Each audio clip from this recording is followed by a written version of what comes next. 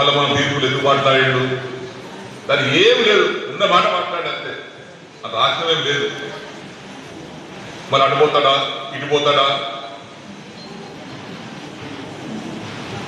నా ప్రజల కోసం నా జీవితం, ప్రజల సంక్షేమం కోసమే నా ఆలోచన,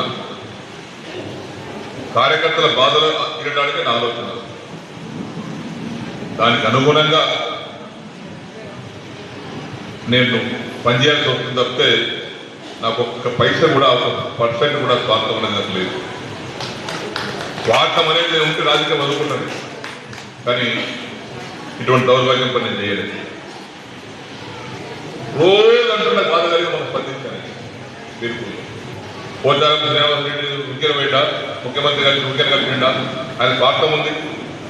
చెప్పురా బాబు, ఒక్కటి చెప్పు స్వార్థం, ఒక్కటి చెప్తున్నాను. నాకు డబ్బులు ఇచ్చేదా, నా అమ్ముడు పోయినా, అదే ఆ విషయం స్పష్టం చేయడానికి మాట్లాడినా. మరి వాస్తవం చెప్పాలంటే ఇప్పుడు ఈ పక్షాలు ఇచ్చారు, చెప్పాల్సి వస్తుంది. అన్నం పెట్టుకుని మరుస్తారా? నా పుట్టగతులు ఉండే బేమాన్ అంటారు. నాకు కూడా నేను ఎప్పుడైనా ఎవరికైనా బేమాన్ అంటప్పుడు నేను కూడా బేమాన్ లెక్క పట్టుకుంటాను. ఈ ఫంక్షన్ వచ్చింది, కేసీఆర్ రోడ్డు వచ్చింది, తప్పదు కదా. రేవంత్ రెడ్డి వచ్చాడు, ఆడ స్కూల్ ఇచ్చింది ఎక్కడ, మన పోతకల్ మండలంలో పిఎస్ఆర్ నగర్లో 200 కోట్లు పెట్టి ఇచ్చిండు. ఇప్పుడు మన వన్య మండలంలో ఒకటి ఏటీఎం సెంటర్ వస్తుంది, ఏటీఎం సెంటర్.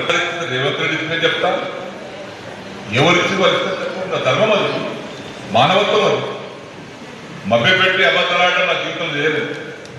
ఉన్నట్టు కుండలు బద్దలు పెట్టి కొడతాను, మాట్లాడతాను. ఉన్నదా లేనట్టుగా లేదా ఉన్నట్టుగా చెప్పడం వల్ల కాదు.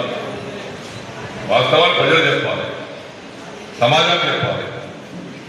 ఆయన చెప్పాడు పోతాను బాగా తీర్పులు ఏదో మాట్లాడాడు, దాంట్లో రాష్ట్రం ఉంది, ఏమో చేస్తున్నాడు.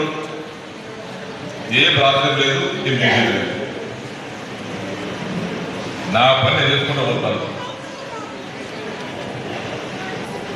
నేను పోరాటం చేసి తప్పితే తల వంచుకోరు. ఇక్కడ నేను గుర్తుపెట్టుకోండి, పోరాటం చేసి సాధించుకుంటూ తప్పితే నేను తల వంచుకుని రాజకీయ నాయకులు కాదు. ఎవరికి కూడా నా ప్రజల కోసం, నా కాన్షియన్స్ కోసం ఏమైనా చేస్తాను.